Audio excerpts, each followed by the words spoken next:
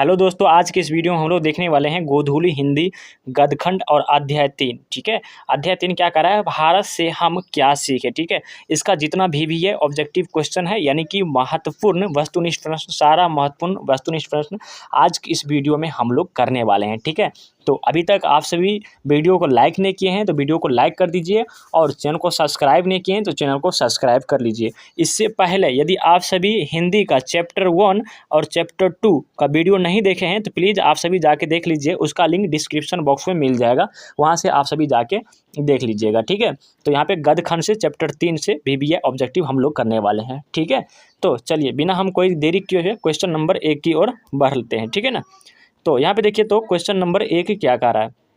देखिए question number 1 आ रहा है कि मैक्स मूलर को वेदांतियों का वेदांती किसने कहा। बोल रहा है कि मैक्स मूलर को वेदांतियों का वेदांती किसे कहा। ठीक है, तो दोस्तों आप सभी इसका जवाब बताइए, किसने कहा था। ठीक है, तो इसको किसने कहा था, तो ये जो है सो स्वामी विवेकानंद जी ने बोले थे। कौन, स्वामी विवेकानंद जी ने बोले थे इसको। ठीक है, तो इसका जो है सो ऑप्शन नंबर यहाँ पे बी जो है सो राइट आंसर हो जाएगा। ठीक है, चलिए अब हम अगले नंबर प्रश्न की ओर बढ़ते हैं।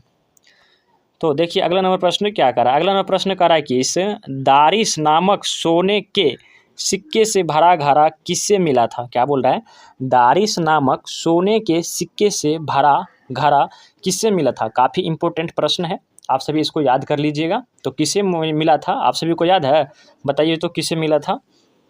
तो ये जो है सो मिला था वारेन हेस्टिंग्स। तो इसका ऑप्शन नंबर यहाँ पे सी हो जाएगा, वारेन हेस्टिंग। इसका ऑप्शन नंबर यहाँ पे सी राइट आंसर हो जाएगा। ठीक है, चलिए अगले नंबर प्रश्न, यहाँ पे देखिए अगला नंबर प्रश्न क्या कर रहा है। बोल रहा है कि इस मेघदूत नामक पुस्तक का अनुवाद मैक्समूल ने किस भाषा में किया। क्या बोल रहा है, बोल रहा है कि इस मेघदूत नामक पुस्तक का अनुवाद मैक्स मूलर ने किस भाषा में किए थे। ठीक है, तो आप सभी का याद है इसको दोस्तों, तो कमेंट जो है आप सभी कीजिए और बताइए इसका क्या आंसर होगा। ठीक है ना, तो वह क्या था, जर्मनी भाषा में। कौन भाषा में, वह क्या था, जर्मनी भाषा में। ठीक है ना, काफ़ी इंपॉर्टेंट क्वेश्चन है। ठीक है ना, इस सबको आप सभी को याद कर लेना है। ठीक है, तो इसका ऑप्शन नंबर यहाँ पे डी सही हो जाएगा। चलिए अगला प्रश्न देखिए, अगला प्रश्न क्या कर रहा है। अगला प्रश्न कर रहा है कि संस्कृत भाषा और यूरोपियन भाषा का तुलनात्मक व्याख्यान किसने किया। क्या बोल रहा है, बोल रहा है कि संस्कृत भाषा और यूरोपियन भाषा का तुलनात्मक व्याख्यान किसने किया था। तो बताइए तो आप सभी ने, तो ये जो है सो आप सभी को मैक्स मूलर ने किया था। तो इसका ऑप्शन नंबर यहाँ पे ए जो है सो सही हो जाएगा, मैक्स मूलर। ठीक है, चलिए अब हम अगले नंबर प्रश्न की ओर बढ़ते हैं। तो अगला नंबर प्रश्न देखिए क्या करा है। बोल रहा है कि कठ और कैन उपनिषद का अनुवाद मैक्स मूलर ने किस भाषा में किए थे। क्या बोल रहा है, कठ और कैन उपनिषद का अनुवाद होता है यहाँ पर, मैक्स मूलर ने किस भाषा में किया था। ठीक है, तो आप सभी को याद है दोस्तों, तो बताइए इसका आंसर क्या होगा। ठीक है ना, तो इसका जो हो जाएगा यहाँ पे हो जाएगा जर्मन में, जो कि यहाँ पे इसका ऑप्शन नंबर यहाँ पे बी जो है सो सही हो जाएगा। चलिए अगला नंबर प्रश्न देखिए, अगला नंबर प्रश्न क्या कर रहा है। बोल रहा है कि इसे लीपजिंग विश्वविद्यालय में मैक्स मूलर ने किस भाषा का अध्ययन किया था। कौन विद्यालय में, आप सभी को विश्वविद्यालय याद रखना है। लीपजिंग विश्वविद्यालय में मैक्स मूलर ने किस भाषा का अध्ययन किए थे। ठीक है ना, तो आप सभी को याद रखना है वो क्या था, संस्कृत का। कौन चीज़ का, संस्कृत का क्या था। इसका ऑप्शन नंबर यहाँ पे सी हो जाएगा। चलिए अगला प्रश्न, अगला प्रश्न करा क्या मैक्स मूलर की मृत्यु कब हुई थी। तो आप सभी को दोस्तों याद होना चाहिए मैक्स मूलर की मृत्यु जो है सो कौन डेट में हुआ था। काफ़ी इंपॉर्टेंट क्वेश्चन है, बोर्ड में पूछता है, तो आप सभी को याद रखना चाहिए जो मैक्स मूलर की मृत्यु कब हुई थी। ठीक है ना, तो ये हुई थी आप सभी को 18 अक्टूबर 1900 में, डायरेक्ट 1900 ईस्वी में। ठीक है, तो इसका जो है सो ऑप्शन नंबर यहाँ पे डी है जाएगा सही। आप सभी को सारा ऑब्जेक्टिव क्वेश्चन को बहुत ही अच्छा तरीक़ा से रट लेना है, आप सभी के एग्ज़ाम के लिए काफ़ी इंपॉर्टेंट है। और हम जब भी ऑब्जेक्टिव लाते हैं तो पूरा बुक से जो है सो छाँट के हम जो है सो आप सभी के लिए ऑब्जेक्टिव लाते हैं। ठीक है, यदि आप सबका भी सपना है 450 प्लस नंबर लाने का, तो इस चैनल से आप सभी बहुत ही अच्छा तरीक़ा से आन सकते हैं। ठीक है ना, इस चैनल पर डेली ऑब्जेक्टिव हर एक विषय का कराया जाता है। चलिए अब हम अगले नंबर प्रश्न की ओर बढ़ते हैं। तो देखिए, तो अगला नंबर प्रश्न करा कि पारसियों के धर्म क्या नाम है, बोला कि पारसियों के धर्म क्या नाम है। तो आप सभी को याद होना चाहिए दोस्तों, पारसियों के धर्म क्या नाम है, ठीक है। तो वह था जरसूत्र। तो इसका ऑप्शन नंबर यहाँ पे डी जो है सो सही हो जाएगा, जरसूत्र। चलिए अगले नंबर प्रश्न की ओर हम बढ़ रहे हैं। तो अगला नंबर प्रश्न देखिए क्या कर रहा है। अगला नंबर प्रश्न है, जनरल कमीशन का संबंध किससे है। क्या बोल रहा है, बोला कि इस जनरल कमीशन का संबंध किससे है। तो आप सभी को याद होना चाहिए, और इसका जो है आप सभी जवाब बताइए तो क्या होगा आंसर, क्या होगा आंसर आप सभी बताइए। तो इसका जो हो जाएगा वह हो जाएगा पूरा तत्व से। क्या हो जाएगा इसका हो जाएगा पूरा तत्व से, ठीक है ना। तो इसका ऑप्शन नंबर यहाँ पे सी सही हो जाएगा, पूरा तत्व। चलिए अगला नंबर प्रश्न हम बढ़ते हैं, ठीक है। आपसे वीडियो को लाइक भी करते जाइएगा, और चैनल पर नए होंगे तो चैनल को सब्सक्राइब भी करते जाइएगा, ठीक है। चलिए बोल रहा है कि इसे 172 दारिश नामक सोने के सिक्का का घड़ा कहाँ मिला था। तो आपको याद होना चाहिए दोस्तों, 172 दारिश नामक सोने के सिक्का कहाँ मिला था। तो आप सब इसका आंसर बताइए तो कितना होगा। तो वह मिला था बनारसी में। कहाँ, तो वह मिला था बनारसी में, ठीक है ना। तो इसका जो है सो ऑप्शन नंबर यहाँ पे सी जो है सो करेक्ट आंसर हो जाएगा, बनारसी में, ठीक है ना, बनारसी, ठीक है।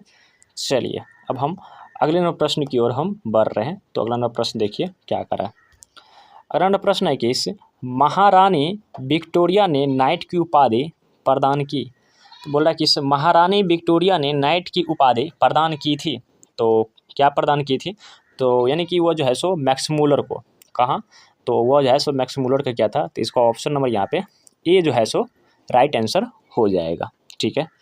चलिए अब हम अगले प्रश्न की ओर बढ़ रहे हैं। देखिए बाबू, आप सभी के लिए काफ़ी इंपॉर्टेंट ऑब्जेक्टिव लाते रहते हैं, ठीक है। तो आप सभी सारे ऑब्जेक्टिव को बहुत ही अच्छा तरीक़ा से याद कर जाइएगा, ठीक है ना, याद कर लीजिएगा। चलिए अब हम यहाँ पर 12 नंबर प्रश्न की ओर देखिए बढ़ते हैं। बोल रहा है कि नालंदा विश्वविद्यालय कहाँ स्थित है। तो आप सभी को बताना है, और इसका आंसर बताइए तो कितना होगा, क्या होगा, ठीक है ना। कहाँ नालंदा विश्वविद्यालय जो है सो कहाँ स्थित है, आप सभी बता सकते हैं जी। यहाँ ये जो है सो बिहार में स्थित है। कहाँ पे, ये जो है सो बिहार में स्थित है, जो कि इसका ऑप्शन नंबर यहाँ पे ये सही हो जाएगा, ठीक है ना। चलिए अब हम अगले नंबर प्रश्न की ओर बढ़ रहे हैं। तो देखिए अगला नंबर प्रश्न क्या करा है।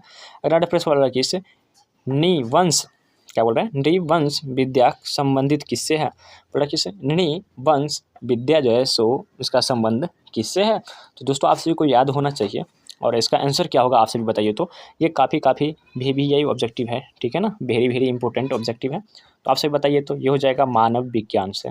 क्या हो जाएगा, ये हो जाएगा मानव विज्ञान से, जो कि यहाँ पे ऑप्शन नंबर यहाँ पे सी हो जाएगा, ठीक है। चलिए अगले नंबर प्रश्न की ओर हम बढ़ रहे हैं। तो देखिए अगला नंबर प्रश्न क्या कर रहा है। अगला नंबर प्रश्न कर रहा है कि 114 नंबर का प्रश्न बोल रहा है कि इस दारिश क्या है। तो आप सभी को याद होना चाहिए दोस्तों, दारिश क्या है, ठीक है ना।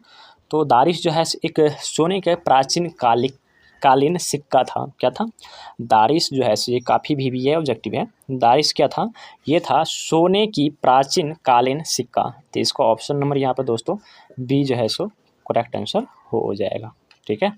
आप सभी को याद कर लेना है, काफ़ी इंपॉर्टेंट क्वेश्चन आप सभी के लिए लाए हैं, ठीक है। और अभी तक आप सभी चैनल को सब्सक्राइब नहीं किए हैं तो सब्सक्राइब भी कर लीजिएगा, ठीक है ना। काफ़ी इंपॉर्टेंट आप सभी के लिए क्वेश्चन हम लाते रहते हैं, ठीक है ना, पूरा बुक से छांट के लाते रहते हैं, ठीक है। उसके बाद बोल रहा है कि मैक्स मूलर का जन्म कब हुआ था। क्या बोल रहा है, बोल रहा है कि मैक्स मूलर का जैसे जन्म कब हुआ था, ठीक है। तो आप सभी को दोस्तों याद रखना है मैक्स मूलर का जैसे जन्म कब हुआ था। तो ये हुआ था 6 दिसंबर को। कहाँ पे, 6 दिसंबर को हुआ था, और ये 1823 ईस्वी में हुआ था, ठीक है ना। तो आप सभी को याद रखना है, इसका ऑप्शन नंबर यहाँ पे डी जो है सो करेक्ट आंसर हो जाएगा, ठीक है। चलिए अब हम यहाँ पे अगले नंबर प्रश्न की ओर हम बढ़ रहे हैं। तो अगला नंबर प्रश्न देखिए बोल रहा है कि इससे प्लेटो का संबंध किस देश से है। क्या बोल रहा है, प्लेटो का संबंध जो है वह किस देश से था। तो दोस्तों आप सभी को याद होना चाहिए किस देश से था। तो इसका आंसर आप लोग बताने का प्रयास कीजिएगा, बताइए तो। ये जो है सो यूनान से था। कहाँ से, ये जो है सो यूनान से था, जिसका ऑप्शन नंबर यहाँ पे डी जो है सो सही हो जाएगा, यूनान, ठीक है। चलिए अब हम यहाँ पे अगले नंबर प्रश्न की ओर बढ़ते हैं। तो देखिए अगला नंबर प्रश्न क्या कर रहा है। तो अगला नंबर प्रश्न है 17 नंबर। ये बोल रहा है कि भारत से हम क्या सीखे के रचनाकार कौन है। यानी कि सीधा सीधी बोले तो ये पूछ रहा है भारत से हम क्या सीखा, मतलब इसका लेखक कौन है, इस कहानी को लिखा कौन है, ठीक है। तो आप सभी को जैसे कि पता है इसका लेखक जो है वो है मैक्स मूलर। ठीक है। तो आपसे बताइए तो इसका आंसर क्या होगा, मैक्स मूलर, यानी कि ऑप्शन नंबर यहाँ पे बी जो है सो सही आंसर हो जाएगा, मैक्स मूलर। ठीक है, चलिए अब हम यहाँ पे अगले नंबर प्रश्न की ओर हम बढ़ रहे हैं। ठीक है, तो अगला नंबर प्रश्न देखिए क्या कर रहा है। अगला नंबर प्रश्न कर रहा है कि शाहनामा का रचना काल कौन है। क्या बोल रहा है, शाहनामा का जो है सो रचना काल कौन है। तो आप सभी इसको जो है सो आंसर बताने का प्रयास कीजिए। ठीक है, शाहनामा का रचना काल कौन है। तो इसका जो है सो वह हो जाएगा 10वीं 11वीं सदी। इसका ऑप्शन नंबर यहाँ पे बी हो जाएगा, 10वीं 11वीं सदी। ठीक है दोस्तों, चलिए हम आगे बढ़ते हैं अगला नंबर प्रश्न। और आप सभी को क्लास ये कैसा लग रहा है तो दोस्तों प्लीज़ कमेंट बॉक्स में ज़रूर बताने का प्रयास कीजिएगा। ठीक है, क्योंकि काफ़ी मेहनत हमको भी लगता है आप सभी के लिए क्वेश्चन छांट के लाना और फिर PDF को जो है सो बनाना है। ठीक है ना, तो आप सभी भी कमेंट कर बताइएगा।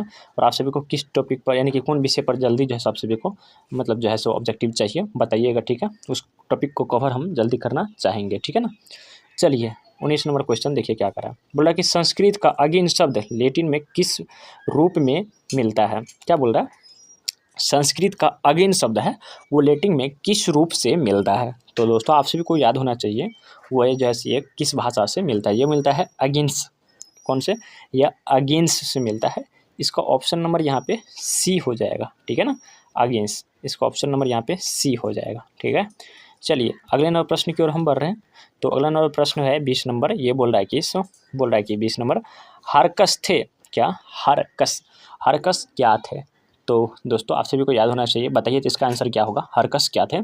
तो हरकस जो है सो वो एक वनस्पति वैज्ञानिक था। क्या था, वो एक वनस्पति वैज्ञानिक था। तो यहाँ पर जो है इसका ऑप्शन नंबर यहाँ पे ये हो जाएगा, वनस्पति वैज्ञानिक हरकस थे। ठीक है ना, चलिए अब हम अगले नंबर प्रश्न की ओर बढ़ रहे हैं। तो अगला नंबर प्रश्न देखिए बोल रहा है कि अगला नंबर प्रश्न बोल रहा है कि सर विलियम जोन ने भारत की यात्रा कब की थी। क्या बोल रहे हैं, बोल रहे हैं कि सर विलियम जोन ने भारत की यात्रा कब की थी। ठीक है ना, तो दोस्तों ये आप सभी को याद रखना है, ये जो है सो 1783 ईस्वी में जो है सो जॉन विलियम्स ने जो है वो भारत की जो है यात्रा की थी ना। ठीक है, तो इसका ऑप्शन नंबर यहाँ पे जो है सो डी जो है सो सही आंसर हो जाएगा। ठीक है ना, चलिए अगला नंबर प्रश्न की ओर हम बढ़ रहे हैं। अगला नंबर प्रश्न है कि मुंडा किस देश की जाति है। बताइए तो इसका आंसर क्या होगा, मुंडा जो है सो किस देश की जाति है।